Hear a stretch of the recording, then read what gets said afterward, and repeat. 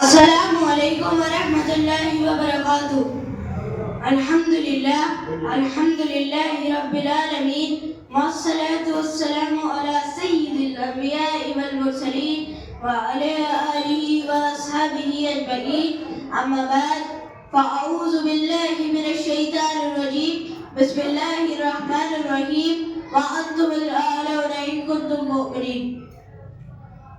وہ معزز سے زمانے میں مسلمان ہو کر اور ہم حال ہوئے تاریک قرآن ہو کر۔ محترم بزرگوں اور دوستوں، آج میری گفتگو کا موضوع مسلمانوں کی تباہی اور اس کا علاج ہے۔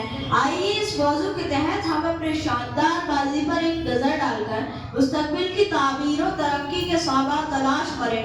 قرآن کریم میں رب ذوالجلال کا ارشاد ہے، وَأَنْتُمُ الْأَعْلَوْنَ إِن كُنتُم مُؤْمِنِينَ، تم ہی سربلند ہوگے اگر تم مومن ہو۔ یہ ارشاد باری ہماری پوری تاریخ کا اختصار ہے اور اسی میں ہماری ترقی کا راز مضمر ہے۔ تاریخ کے سینکڑوں واقعات یہ بتانے کے لیے کافی ہے کہ جب بھی ہمارا رشتہ اللہ سے اور اس کے دین سے مضبوط رہا ہے تو بلندی و کامیابی نے ہمارے قدم چومے، اور جب کبھی بھی اس رشتے میں کسی قسم کی کمزوری آئی تو ہم عزت اور رفعت کے آسمان سے ذلت و پستی کے غار میں جا گرے۔ تاریخ ہمارے سامنے جنگ بدر کی مثال پیش کرتی ہے۔ جنگ بدر میں جو کامیابی ہوئی وہ صرف اسی رشتے کی مضبوطی کی بنیاد پر ہوئی، ورنہ اگر کامیابی ہوتی تو کفار مکہ کو ہوتی، کیونکہ کفار مکہ تقریباً 1000 تھے اور بڑے جوش و خروش کے ساتھ تھے۔ ان کے پاس 700 اونٹ اور 200 گھوڑے تھے، سب کے پاس تلواریں اور دیگر جنگی ہتھیار تھے۔ ادھر ابو جہل، عتبہ، شیبہ، ولید، حنظلہ، عبید، عاص، حرز، امیہ ابن خلف، ڈفرہ بن حارث اور عبد المطلب جیسے شجاعت کے پیکر اور آزمودہ خان تھے۔ ادھر بیچارے مسلمان بے سر و سامان، کل تعداد 313 اور سواری کے لیے کل 2 گھوڑے اور 70 اونٹ ہے۔ ایک ایک پر 3-4 آدمی سوار ہے اور بعض پیدل ہی سفر کر رہے ہیں، اور کسی کے پاس نیز اور کمان ہے تو تلوار نہیں، اور کسی کے پاس تلوار ہے تو نیز اور کمان نہیں۔ محترم بزرگوں اور دوستوں، مقام بدر پر پہنچے ہیں تو دیکھتے ہیں کفار مکہ بلند مقام پر خیمہ زن ہو چکے ہیں جہاں پانی کی بھی فراوانی ہے۔ بیچارے مسلمانوں کو پست اور ریتیلی زمین پر ہی خیمہ زن ہونا پڑا، ایسی جگہوں پر کہ کسی کو پیاس لگے تو ایک گھونٹ پانی پینے کو نہ ملے۔ الغرض جنگ کے اندر جتنے بھی اسباب اور جتنی چیزوں کی ضرورت ہوتی ہے وہ سب کفار مکہ کو حاصل تھی، مگر لڑائی شروع ہوتے ہی کفار مکہ گاجر مولی کی طرح کاٹے جاتے ہیں، اور ان کا سب سے بڑا سردار ابو جہل 2 بچوں کو آگ اور معوذ کے ذریعے مارا جاتا ہے، اور عبداللہ بن مسعود رضی اللہ عنہ اس کے سر کو سے جدا کرتے ہیں۔ مسلمانوں، کیا آپ جانتے ہیں عبداللہ بن مسعود رضی اللہ عنہ کون ہے؟ یہ وہی ہے جن کو مکہ کے شہر میں اسی ابو جہل نے مارتے مارتے بے ہوش کر دیا تھا، اور آج میدان جنگ میں وہی عبداللہ بن مسعود رضی اللہ عنہ ابو جہل کا سر قلم کرتے ہیں۔ امیہ ابن خلف ابو جہل کے بعد کفار مکہ کا سب سے بڑا سردار سمجھا جاتا تھا، لیکن اپنے ساتھیوں کو اس طرح تحقیق ہوتے دیکھ کر گھبرا اور میدان جنگ چھوڑ کر مکہ کی طرف بھاگا۔ حضرت بلال حبشی رضی اللہ عنہ اس کے پیچھے بھاگے اور پاس جا پہنچے۔ امیہ ابن خلف گھبرا کر اپنے گھوڑے سے نیچے گر جاتا ہے اور پیٹ کے بل لیٹ جاتا ہے، شور مچاتا ہے، معافی مانگتا ہے، امن چاہتا ہے، پر بلال حبشی رضی اللہ عنہ اس کے پیٹ کے نیچے سے تلوار چلا دیتے ہیں اور اس کو جہنم نصیب کر دیتے ہیں۔ اسلام کے نوجوانوں، کیا آپ جانتے ہیں بلال حبشی رضی اللہ عنہ کون ہے؟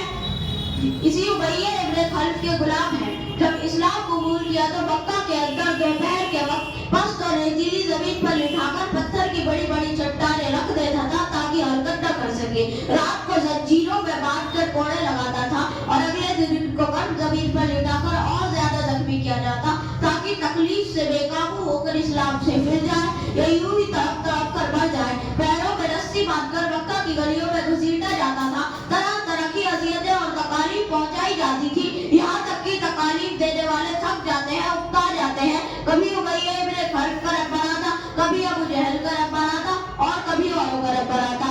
آج میدان جنگ میں وہی غلام اپنے آقا و مالک یعنی امیہ ابن خلف کو قتل کرنے کے لیے دوڑ رہے ہیں، اور امیہ ابن خلف میدان جنگ چھوڑ کر بھاگ رہا ہے۔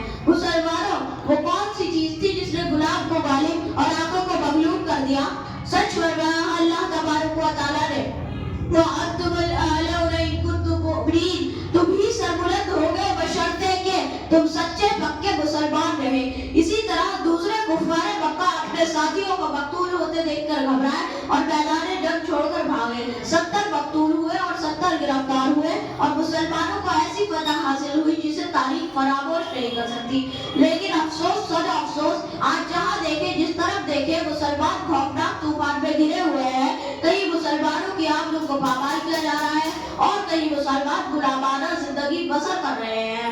حضرات، آج ہم اور تم اجلس کو نہیں جانتے، حالانکہ یہ اجلس ایک وقت میں مسلمانوں کی سب سے بڑی طاقت اور حکومت تھی، دنیا میں شان و شوکت کی شہرت تھی اور یہاں تقریباً 750 سال مسلمانوں کی حکومت رہی، اور آج وہاں کی حالت یہ ہے کہ ایک مسلمان نام لینے کو نظر نہیں آتا۔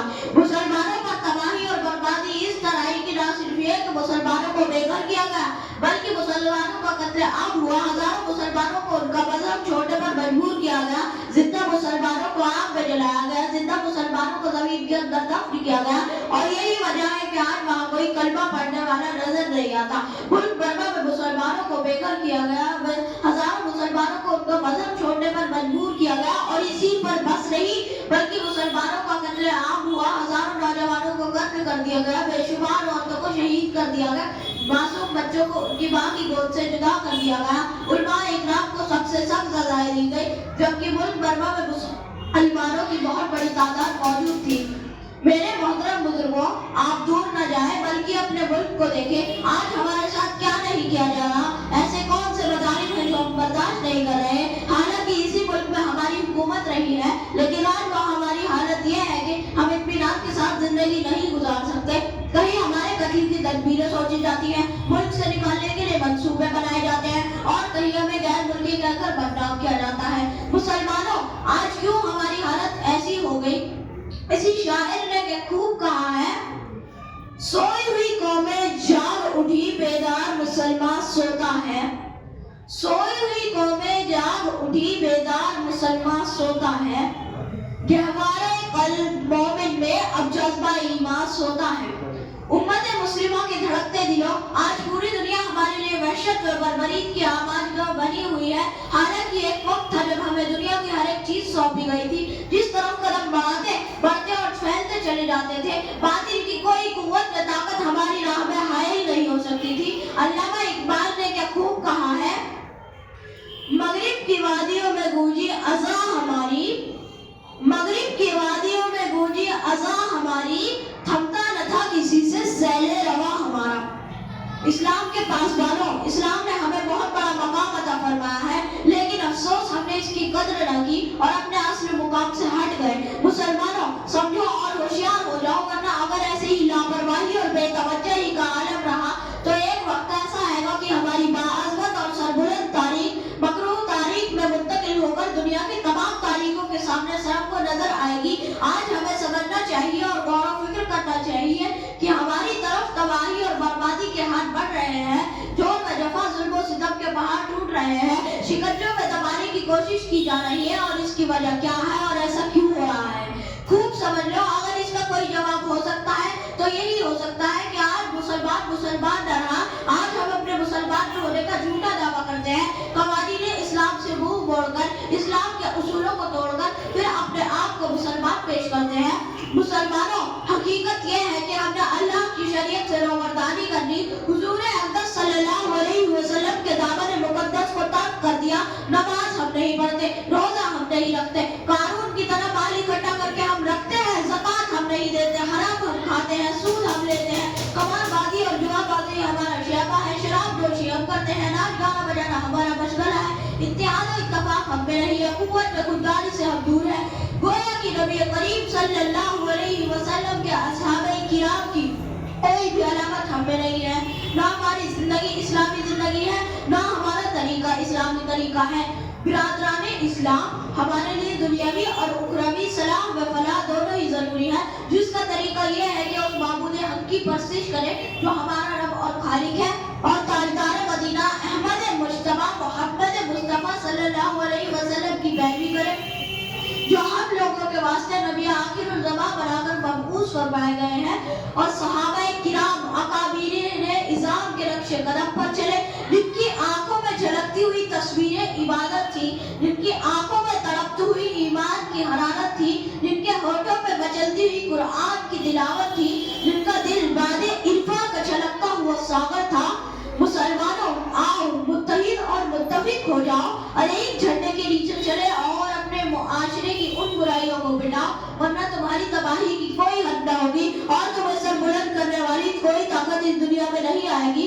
अल्लाह ताला शऊर और बेदारी और इसके मज़ावार का एहसास और इसकी इजाला की फिक्र नसीब फरमाए। आमीन। वमा अलैना इल्लल